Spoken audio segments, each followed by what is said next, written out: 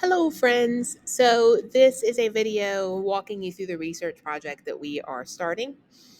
As we are reading Their Eyes Were Watching God, we've just gotten to know Tea Cake and we're seeing his early relationship with Janie, and we're moving fairly rapidly towards the conclusion of our book. We are right, within probably the last 4 or 5 chapters of the novel.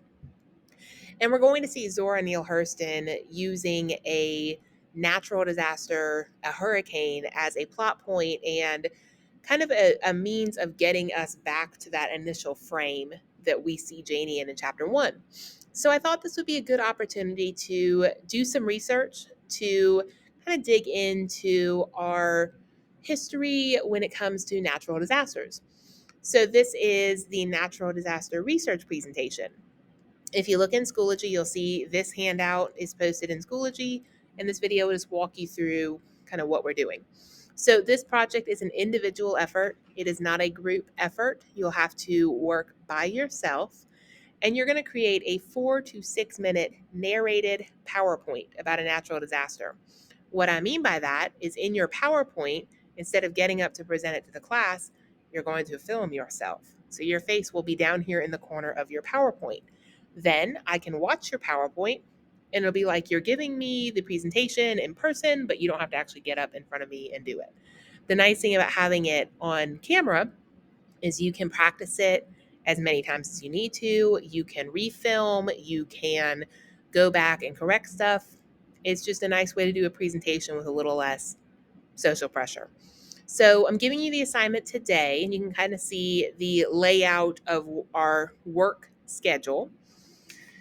And the final due date may shift just depending on how things are looking if we need a little bit more time. But right now you can see the tentative due date.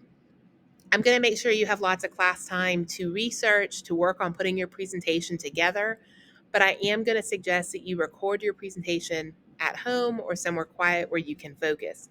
Our classroom may be a little bit, louder, or you might be more distracted in the classroom with other people. It may just be a little more awkward as well. So you may want to film this at home. The presentation, the idea here is to help us better understand the impact natural disasters can have on human life and society. So Zora Neale Hurston, being from Florida, was very familiar with the impact of the 1928 Okeechobee hurricane. And that's the hurricane she's referencing in Their Eyes Were Watching God. This hurricane was catastrophic. It killed more than 2,000 people. It came on very, very quickly. And this was before we had a lot of hurricane warnings. So people didn't know ahead of time that they should evacuate or really even how to prepare. Hurston uses the hurricane both as a plot point, as a way of returning back to that initial frame, but it becomes a symbolic event for Janie as well. So we're going to talk a lot more about the purpose of the hurricane in the text while you work on this research. The hurricane ultimately becomes kind of a reference point in the novel and something we're going to have to really unpack and discuss. Okay, what it represents, what it symbolizes, all of that. So you've got here on your handout the how-to of this assignment. The very first thing you need to do, you're already doing it now. View the video. The next step is to pick your topic. If you scroll down, you'll see I've kind of given you a list of possibilities. This list is far from complete. There are lots of things you can choose from, but I am asking you to look at a natural disaster. The example that I'm going to give you that I've posted is about the Johnstown flood of 1889, which was a natural disaster, but it was also, there was human influence that contributed to it. That would be fine, something like that. Katrina would be another good example of that, even Hurricane Sandy, where we see the natural disaster, but also the implication of human involvement. Anyway, topic is up to you. Everyone in your class, though, has to do a different topic.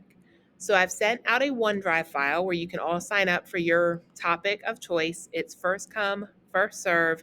Please don't make any changes to the document other than adding your name and your topic.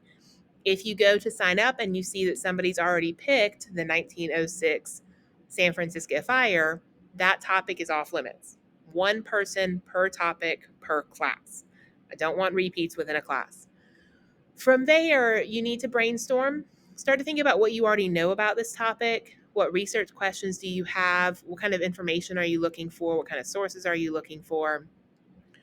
There's nothing wrong with starting at Wikipedia, but you want to make sure that you're branching out beyond just Wikipedia or the basic Google search. You want to really look for fact based, verified information.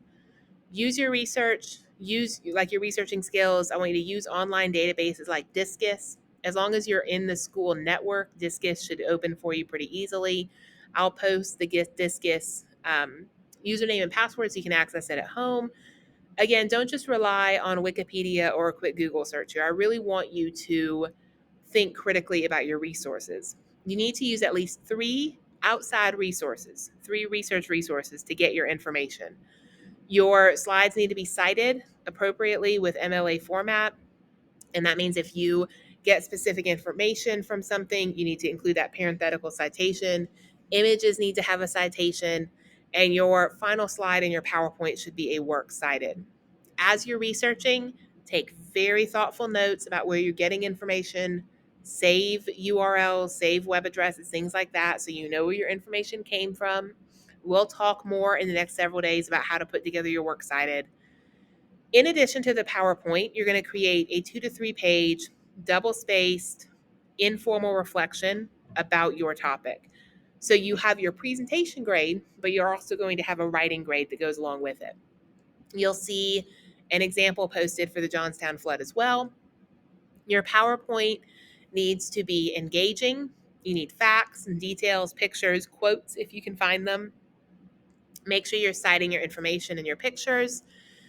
Except for image captions, the smallest font on your presentation should be 20 points. The purpose of a presentation is not to put all of the information on the slide, but rather as a framework or a guideline for you as the presenter. So be very mindful about your font size.